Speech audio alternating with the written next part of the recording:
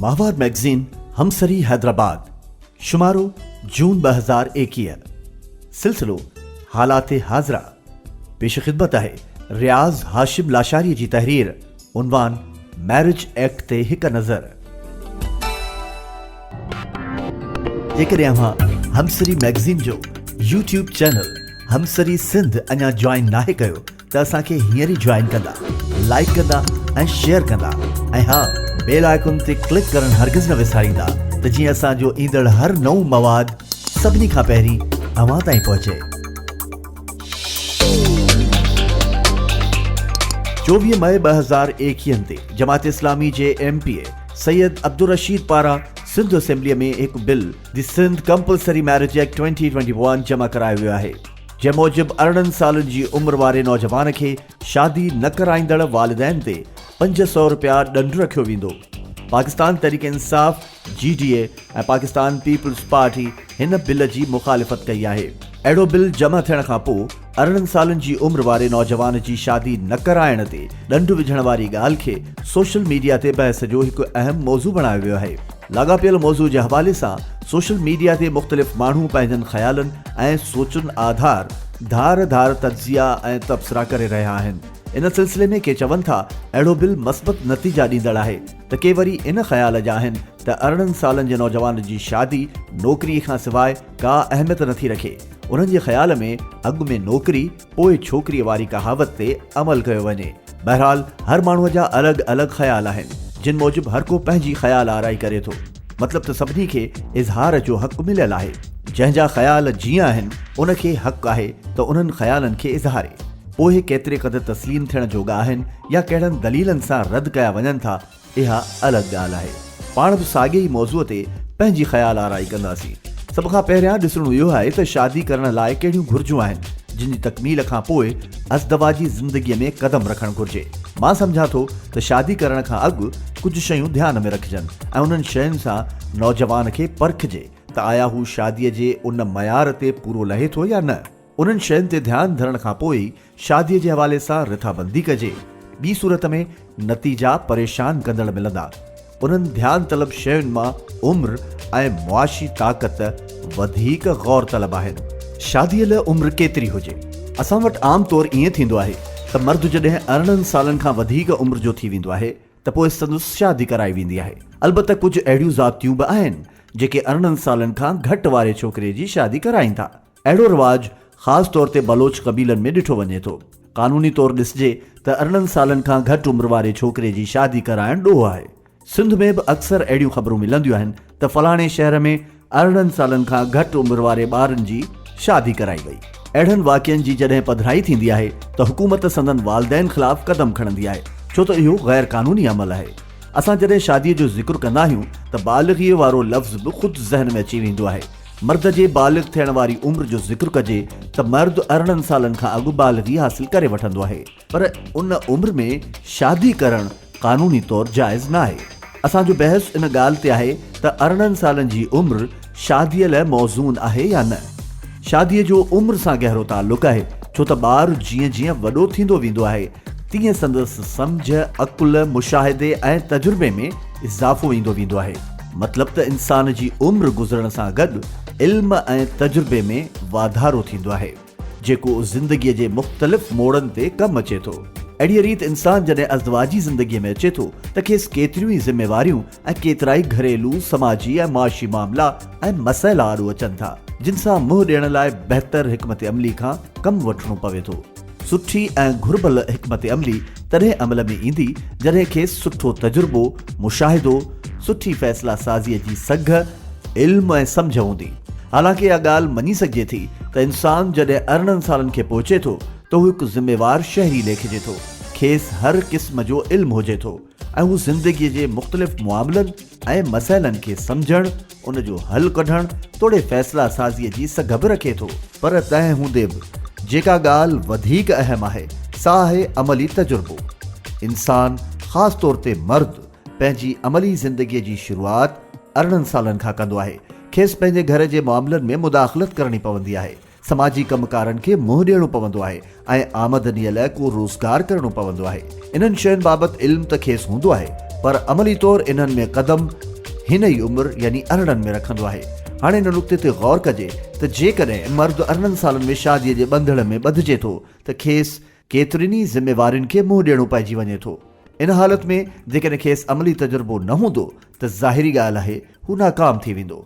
पर जेकॾहिं हू मामलनि खे अमली तरह सम्झी ऐं मुंहुं ॾेई चुको हूंदो त पोइ हू इन हवाले सां कंहिं बि क़िस्म जी परेशानीअ जे घेरे में नथो अची सघे। उम्र जे हवाले सां इहा ॻाल्हि बि अहम आहे त शागिर्द 18 सालनि जी उम्र में आम तौर ते इंटर जी तालीम मस पास करे चुको हूंदो आहे। हू जेकॾहिं यूनिवर्सिटीअ जी का रेगुलर डिग्री वठण जो ख़्वाहिशमंद हूंदो त शादीशुदा हुअण करे पढ़ाईअ ॾांहुं एतिरो ध्यानु न ॾेई सघंदो जेतिरो हू कुंवारप में पढ़ाईअ में मसरूफ़ रहंदो, जंहिंजो सबबु इहो आहे जो नौजवान ज़हनी तौर पंहिंजे घर जे मामलनि में विकोड़ियल रहंदो। उम्र जी इन्हनि ॻाल्हियुनि जे बुनियाद ते चई सघिजे थो त नौजवान जी शादीअ वक़्तु उम्र घटि में घटि 20 साल हुजे ऐं जेकॾहिं इंटर खां बाद रेगुलर डिग्री करे थो त हुन लाइ बहितर रहंदो त डिग्री पूरी करण खां पोइ शादी करे। जेकॾहिं सुन्नत नबवी सल्लल्लाहु अलैहि वसल्लम जे हवाले सां ॾिसिजे त नबी करीम सल्लल्लाहु अलैहि वसल्लम जिन जी शादीअ वक़्तु उम्र 25 साल हुई। इक़्तिसादी मसइलो ॿी अहम ॻाल्हि जेका मद्देनज़र रखी वञे सा इहा आहे त अज़दवाजी ज़िंदगीअ में पेर रखंदड़ नौजवान मर्द जी इक़्तिसादी हालत कहिड़ी आहे। शादीअ जे मामले में गौर तलब अंसरनि में इहो हिकु अहम अंसर आहे जंहिं ते वध में वधि गौर करण जी ज़रूरत आहे। ॾिसिजे त सिंध में गुर्बत ऐं बेरोज़गारी ॾींहों ॾींहुं वधंदी पई वञे, जंहिं सबबु हेठें तबिके जे माण्हूअ लाइ पेट पालणु इंतिहाई मुश्किल थींदो पियो वञे। गुर्बत सबबु माण्हू बुखूं काटण ते मजबूर आहिनि, पंहिंजो घर नथा ख़रीद करे सघनि, पंहिंजे ॿारनि खे तालीम नथा ॾेई सघनि ऐं न ई खेनि इलाज माल जे लाइ पैसा आहिनि। मीडिया ज़रिए किथां इहा ख़बर थी पहुचे त पीउ बेरोज़गारीअ मां तंग अची ख़ुदकुशी कई त किथां वरी इहा ख़बर थी मिले त माउ बुख बदहालीअ जे आज़ार सहण खां पंहिंजनि ॿारनि समेत पाणीअ जे खूह में टुपो ॾेई छॾियो।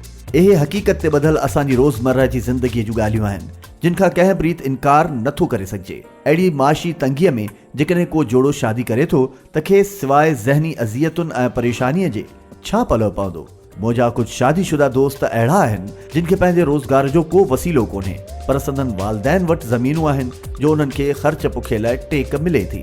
उन जे बरक्स मूं अहिड़ा बि ॾिठा आहिनि जिन खे पहिरियां रोज़गार न हो पर शादीअ खां पोइ को धंधो शुरू करे घर हलाइनि पिया, पर अहिड़ा ख़ुशनसीब घटि आहिनि जिन खे शादीअ खां पोइ को आमदनीअ जो ज़रियो हासिल थियो हुजे। अकुलमंद ऐं दूर अंदेशीअ वारा नौजवान त शादीअ खां पहिरियां पंहिंजे रोज़गार जी ॻणतीअ में हूंदा आहिनि त जीअं हू अॻिते माशी हथ तंगी मुंझारे ऐं परेशानीअ खे मुंहुं ॾियण खां बची वञनि।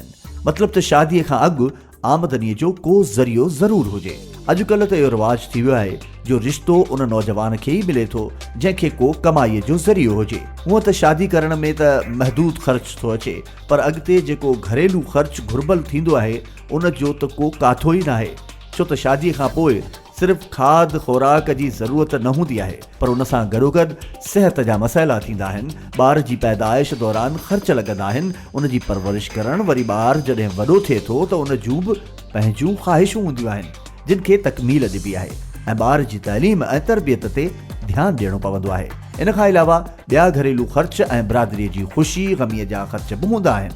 मतिलबु त अज़दवाजी ज़िंदगीअ में क़दम रखणु का ॿाराणी रांदि न आहे, पर केतिरियूं ई ज़िम्मेवारियूं आयद थियनि थियूं जिन जे पूराव लाइ हिकु त वसीला हुजनि, ॿियो वरी उन्हनि खे तकमील ते पहुचाइण लाइ ज़हनी सलाहियत ऐं सघ हुजणु बि लाज़मी आहे। वालिदैन खे घुर्जे त नौजवाननि खे शादीअ जे बंधण में ॿधण खां पहिरियां अॻु अर्ज़ कयल ॻाल्हियुनि ते ज़रूर गौर कनि ऐं जेकॾहिं अव्हां जो नौजवान उन्हनि ॻाल्हियुनि ते पूरो लहंदड़ आहे त पोइ हू शादीअ लाइ तयारु आहे, पर इहा ज़रूरत बि आहे त उन में नौजवान मर्द ऐं औरत जी रज़ामंदी बि शामिल हुजे। सिंध असेंबलीअ में बिल जमा कराईंदड़ MPA सैयद अब्दुर रशीद जो हिन बिल जे हवाले सां इहो मौक़िफ़ आहे त अहिड़ी तजवीज़ माशरे जी भलाईअ लाइ पेश कई वई आहे ऐं हिन बिल जी हिमायत कंदड़ माण्हू बि इन ख़्याल जा आहिनि त हीउ बिल मुआशरे में वधंदड़ जिन्सी ॾाढाईअ जहिड़नि वाक़िअनि ते ज़ाब्ते आणण में काराइतो साबित थींदो। ऐं हिन बिल जी हिमायत कंदड़नि खे बिल जी मुख़ालिफ़त कंदे इहो ॿुधाइण थो चाहियां त जिन्सी वाक़िअनि जे ज़ाब्ते लाइ खोड़ सारा रस्ता आहिनि जिन ते अमल कंदे हुकूमत मस्बत नतीजा माणे सघे थी। इहो सम्झण जी ज़रूरत आहे त 18 सालनि जे नौजवान जी शादी कराइण जेकॾहिं हिक हवाले सां फ़ाइदेमंद आहे त ॿिए पासे उन जा मनफ़ी नतीजा वरी घणा आहिनि। भला थोरो आबादीअ जे हवाले सां इन शइ खे सम्झो ऐं पोइ पंहिंजो पाण खां सुवाल करियो त ही बिल मस्बत नतीजा ख़ेज़ आहे या नुक़सानकार।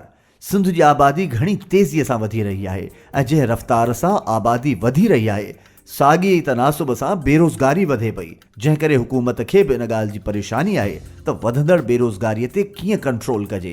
ज़ाहिरी ॻाल्हि आहे त जेकॾहिं आबादी वधंदी त रोज़गार जा मौक़िया बि घटि थींदा ऐं नतीजे में गुर्बत ऐं बदहाली बि साम्हूं ईंदी, जेका अॻेई हुकूमत लाइ मथे जो सूर बणियल आहे। हिकु मुंझाईंदड़ सुवाल इहो आहे त सिंध असेंबलीअ में वेठल मेंबरनि ऐं वज़ीरनि खे सिंध जे अवाम जा ॿिया मसइला छो नज़र नथा अचनि? छा उन्हनि खे इहा ख़बर न आहे त सिंध जो अवाम तइलीम जहिड़े बुनियादी हक़ खां महरूम आहे? उहे वज़ीर ऐं मेंबर तइलीम जहिड़े बुनियादी हक़ जे हवाले सां आइन जे आर्टिकल 25A ते अमल कराइण लाइ छो नथा सोचीनि?